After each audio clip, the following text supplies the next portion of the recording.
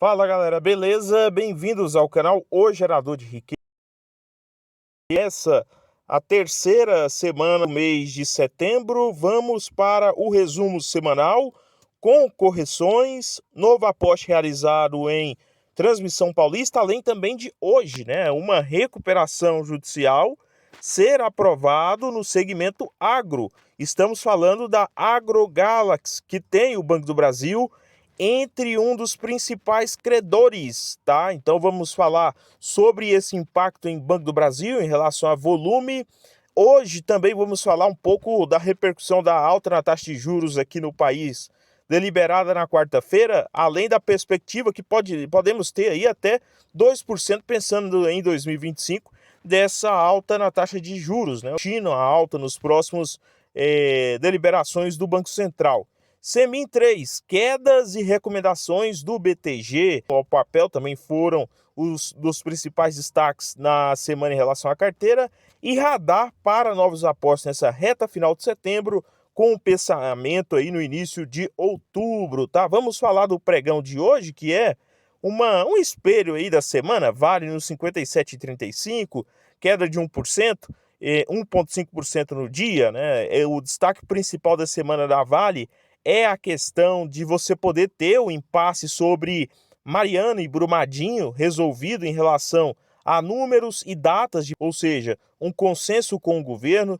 CSN Mineração, 6,34, iniciou a semana batendo a casa dos R$ 7, depois houve ali a recomendação do PTG de que Semin 3 é a mineradora, né, a ação de mineradora mais cara do mundo. Nós vamos entrar em detalhes sobre hoje também a queda na CSNA, que acaba aí tendo um certo respingo no papel. E Caixa Seguridade, 14,5, queda de 1,63, ainda não tivemos acesso aos dados do mensal, né, aí de agosto, do mês de agosto, para poder falar sobre isso, mas a Caixa Seguridade, para mim, abaixo dos R$ 14 é novamente alvo de aportes pensando para o longo prazo, 13,70, 13,50, R$ 13, me sinto mais à vontade em apostas disciplinares. Transmissão Paulista, 24,44, 0,49% de queda, inclusive é o destaque nesse aporte, pequeno aporte para a reta final do mês de setembro, mais um aporte regular em relação às novas quedas. E Banco do Brasil, nos 27,50, 1,47% de queda, perdeu os R$ 28. Vamos falar desse destaque hoje, que é a AgroGalaxy, né, pedindo recuperação judicial. Um dos ativos que estão aí nessa lista de credores é o Banco do Brasil, tá, que deve fazer preço em relação também aos resultados. Aí seria do quarto trimestre, né, ou início do terceiro para o quarto trimestre. E BB Seguros, 35,01, queda de 0,999 na data de hoje. Antes de continuar falando, gostaria de falar com vocês, investidores, principalmente você que ainda não sente total segurança como investidor, pensando nos seus aportes, pensando na posição ideal de caixa, pensando nas empresas que você possui na sua carteira. Muitas vezes você possui empresas na sua carteira que você não tem segurança. Você simplesmente viu uma matéria, viu um vídeo, alguém falou sobre o ativo, você colocou na carteira e não se sente totalmente seguro com aquele papel. Isso pode acontecer também com um fundo de investimento, com um fundo de renda fixa ou outros ativos que faz parte da sua carteira. Então nós temos um suporte aqui para fazer você questionar, fazer você pensar sobre essa trajetória como investidor, se está no caminho ou não, tá? O link está na descrição, um preço bem interessante, ainda mais para você que é inscrito aqui do canal Gerador de Riqueza e também inscrito no outro canal Olho nos Dividendos, com direito a acesso à comunidade no Inter Invest e no Telegram, tá? Então, com também, né, busca em diminuir as taxas menores no Banco Inter.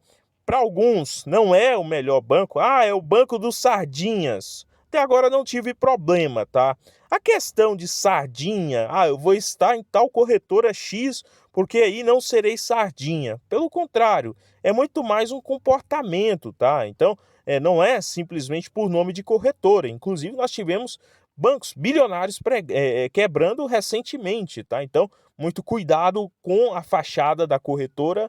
Se você é o cliente, o que mais importa é serviço de qualidade, preço barato e também, né, serviço aí atrativo, tá? Esse é o meu entendimento, além de previsibilidade, tá? Se consegue te entregar isso, a fachada ali não quer dizer muita coisa não. Muitas vezes você está em uma corretora com forte fachada que, né, na hora da quebra você, né, ali poderia sofrer algumas consequências. Sobre além também da venda casada, né? Então agora virando um pouquinho a página, vamos para o principal destaque semanal e também o destaque diário, queda de 21%, quase 22% da AgroGalaxy Participações, uma empresa que fez, daquela safra de 21, né, IPO de 21,92% de queda hoje, já vinha em queda recente. A dívida bilionária da AgroGalaxy e sua lista de credores é o principal destaque. Um passivo total de 4,67 bilhões de reais, tá? Boa parte disso estão nos CRAs, certificados de recebíveis do agronegócio, e também tem CRIs, tem alguns CRIs aí que são vendidos por alguns bancos, que é sempre necessário o alerta, né? Os CRAs e os CRIs, que não possuem ali uma certa garantia por trás, mesmo tendo uma isenção de impostos, é nessa hora que, né, quem está alocado acaba pagando caro. Mas, olhando para os ativos que tem em carteira, pensando nesse também, né, nessa recuperação judicial, é Banco do Brasil, principal impactado, 391 milhões. Você tem o Santander com 278 milhões. Nós tivemos vários fundos Fiagros, né, com queda hoje, com essa perspectiva de não pagamento desse passivo, ao menos no curto prazo, ou pagamento com desconto lá no longo prazo. Então, é um fator a ser observado.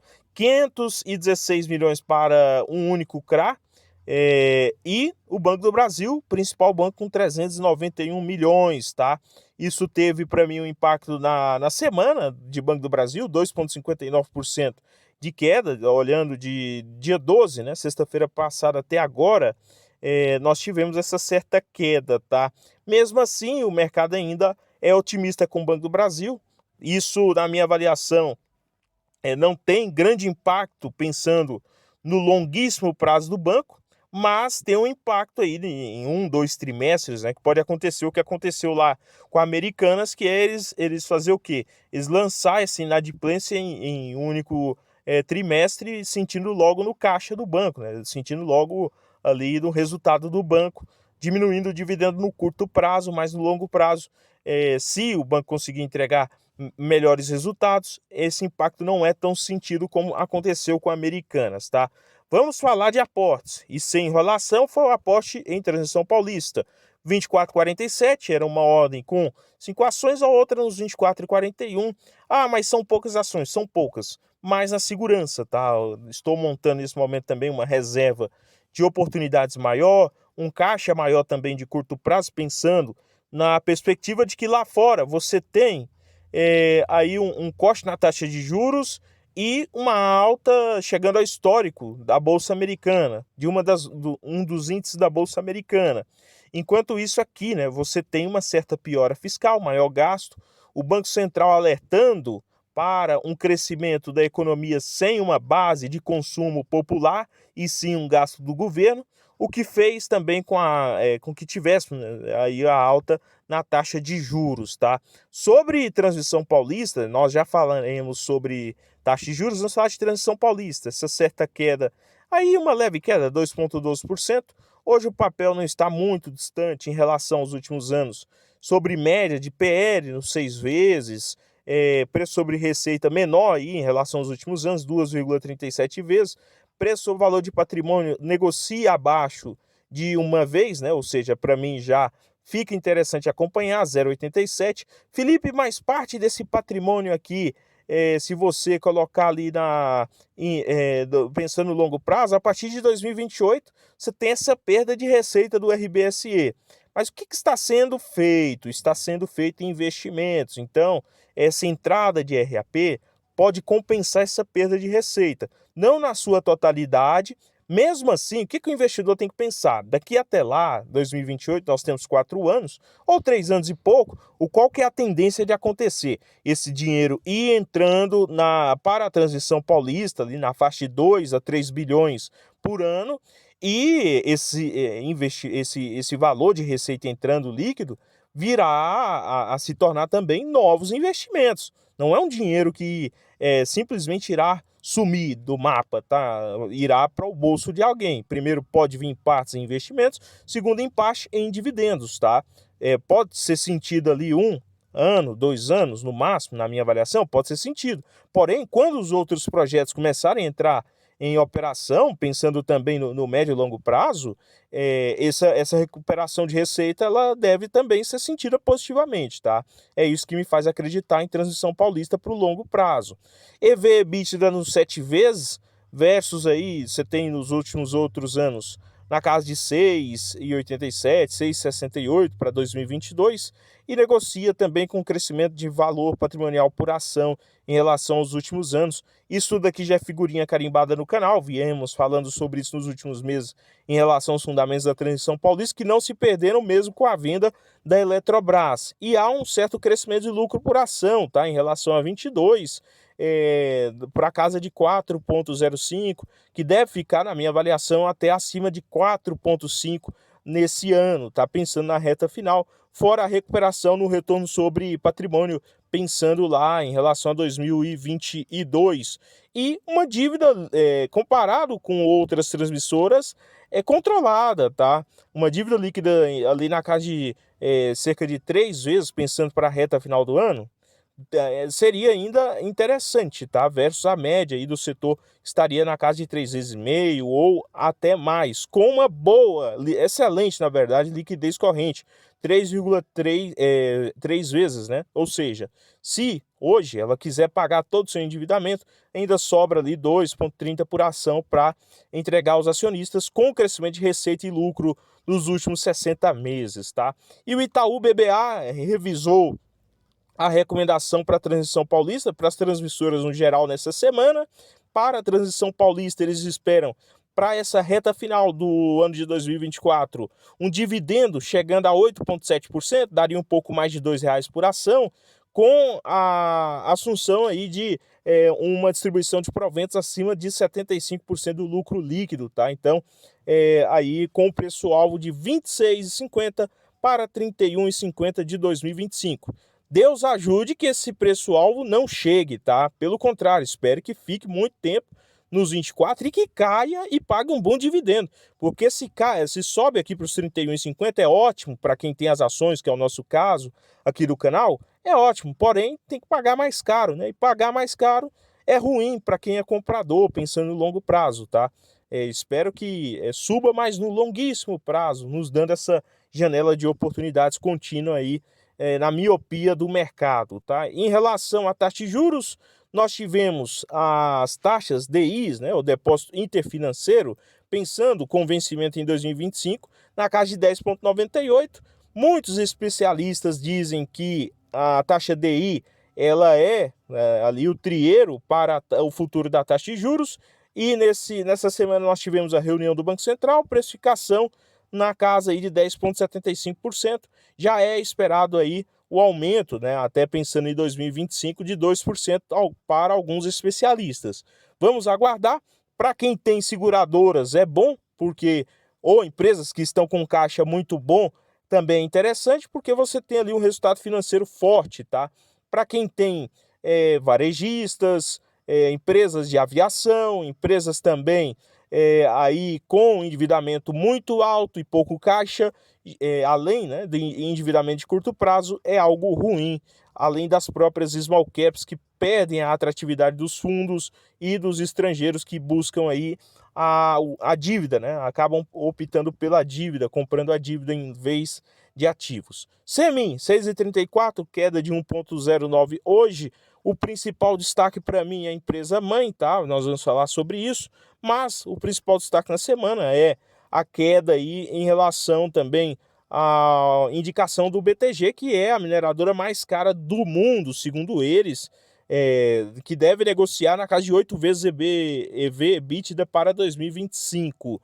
E, né, eles esperam aí o minério de ferro até abaixo de 80 dólares para 2025. Vamos aguardar. Seria aí uma premissa bem arriscada, mas vamos aguardar. E a CSNA voltou a cogitar, na verdade renovou, né, aí um acordo para compra, exclusividade na compra da Intersemente, queda de 7% hoje no papel. A Intersemente está em processo de recuperação extrajudicial, ou seja, seria uma compra meio que arriscada, mas por que seria isso ainda positivo para a Semin? Porque isso ainda necessitaria de mais dividendos da Semin, tá? Se a CSNA, que não tem de onde tirar dinheiro para comprar a Intersemente, a não ser das suas subsidiárias, por trás do grupo não tem um banco, né, para fazer essa aquisição, ou seja, seria necessário utilizar da empresa que tem caixa no momento para isso, que é o caso da CSN Mineração, mesmo com a planta P15 aí com forte entrada de investimentos. Então, pessoal, esse é o meu entendimento em relação aos ativos mencionados, em relação aos temas mencionados no vídeo, não representando uma recomendação de compra ou venda de ativos. Inscreva-se no canal, entre em contato buscando suporte para investidores. No mais, estamos diariamente, pessoal, não esqueçam, estamos diariamente no canal Olho nos Dividendos. Inscreva-se lá também, tá? Para você ficar em alerta, não perder os bons conteúdos do canal, e compartilhe o outro canal também, assim fazendo, né, com que a plataforma dê uma melhor moral para este canal e para o outro canal também. No mais, bons apostas a todos vocês e excelente final de semana.